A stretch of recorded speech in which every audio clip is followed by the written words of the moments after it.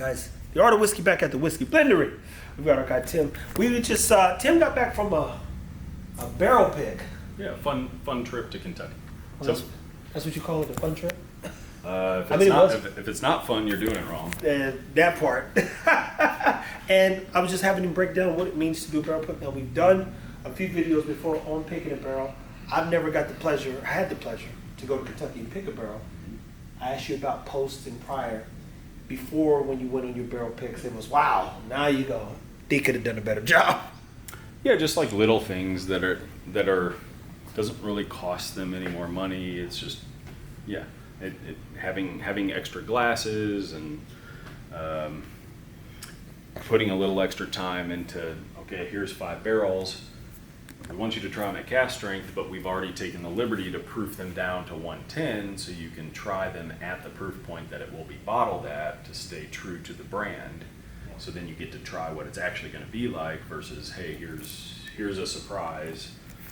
You didn't get to try it like this, but here's what it is now. So little stuff like that you kind of notice now. So when you say brand, you said it was a Russell's pick? Yeah, so they're always released at 110 Period. proof. And Yep. do you know why that is? I know I don't. That's the proof. There might be a story behind that, Yeah. but yeah, just like Buffalo Trace and Elijah Craig, they all have a certain proof point. Period.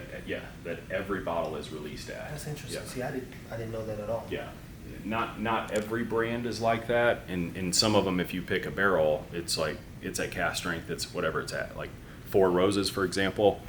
Yep, if it's tier 6, I mean it could be 122 proof, or I mean it could be 115 proof if it's a lower tier. So whatever it's at Four Roses, but depending on where you get it from.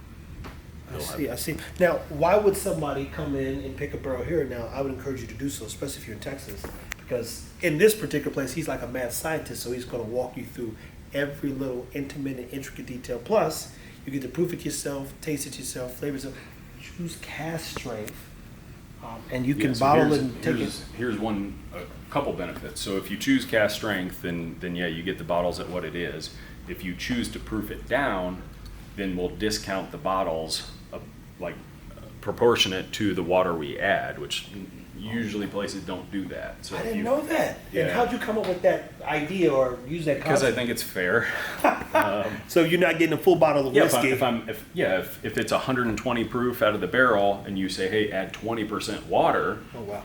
well, then I'm going to give you a 20% discount because I don't think it's right to charge people for water. So, I mean, you shouldn't have to pay 20% more because there's 20% more yield. So now you're paying for 20% more bottles only because you're adding water to it. So we don't do that here. But Learned something new. See, didn't so, know that. Yeah, so one of the benefits there, but also, so I asked the guy at Wild Turkey, I said, hey, how are these 5 barrels picked? Like, does somebody go through and taste them, and these go in the barrel picking program because they're the best? And basically, they were selected at random, and that's most places that I've had an experience with. That the barrels are just okay. Hey, here's 5 barrels. These are going to go here. Some of them have never even been tasted before. One of the perks of doing it here, I've tasted most of these, and we have some that are very, very good and in their prime.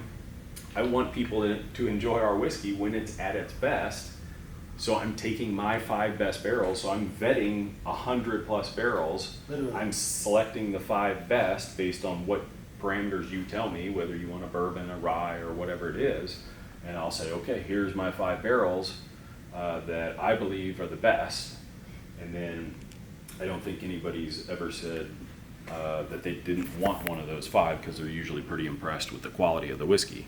But here, I mean, it drastically improves your chances of getting a really good barrel if I'm going through, I'm selecting our best barrels, and then those are the ones you get in the barrel program versus eeny, meeny, miny, mo. Let's throw these in there and we'll see if one's good. So And what is the barrel program? the single barrel program is just we're allotting these barrels to be picked as a single barrel. So is that so on the website?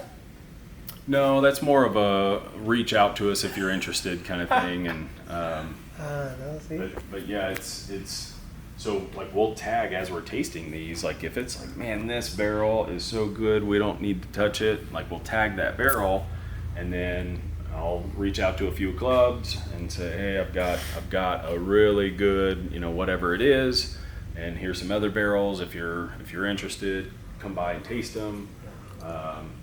Otherwise, if nobody wants it, then we'll release it here as a single barrel. And out of the 144 barrels in here, Yeah, there was about 140. how many of those would you say are single barrel picks based on the ones you've had the chance to try? I'd say slightly over half. Yeah, which is a So very high at number. least 50 plus. Yeah, which is a very high number. Now single barrel quality, meaning like you try it and it's like, wow, this is great. It's got a nose, it's got a good palate, it's got a good finish, and it doesn't need to be touched. Other barrels you might try is, okay, this is good, but the finish falls off a little quick, and then we'll try to use that as one that we blend with. But if you try it and you're like, wow, this is great, because like we've tried several that you're like, man, this is awesome, and you've even asked for bottles, like, hey, can I just get a bottle of this? I need this right now. That's kind of the definition of a single barrel quality. Like, to where if you ask for a bottle of it as is, then I would consider that single barrel quality. Beyond reason. And does it take your vote or many votes for you to say that's single barrel? Do you like, because Tim includes everybody in it. Like if somebody's here, I want you to try this barrel, and the more people, I'm not going to say yes, influence them, but you go, this might be one of those. It only can be put in a bottle, don't blend. Yeah. Because I mean, we have people coming in all the time to do tastings, and that feedback is kind of important too. So even stuff that it's like, okay, this is good, but it doesn't fit the swim lane that I like the malted barley barrels. Like I'm not a huge like malted barley guy, but several people come in here like, man, this is awesome. So when we get the 100% single malt in a couple months, like those are going to be pretty desirable because very few people have them.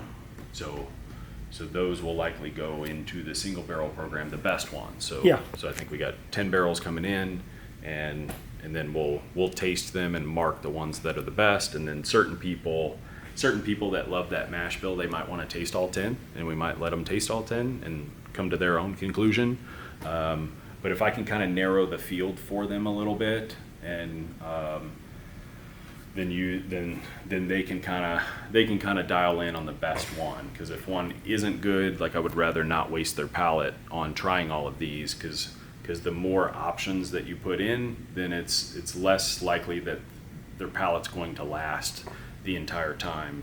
Because if you're picking 10 barrels and evaluating them and ranking them, and like by the end of it, you could have some palate fatigue and then potentially make a mistake on which barrel is the best. Yeah, that makes sense.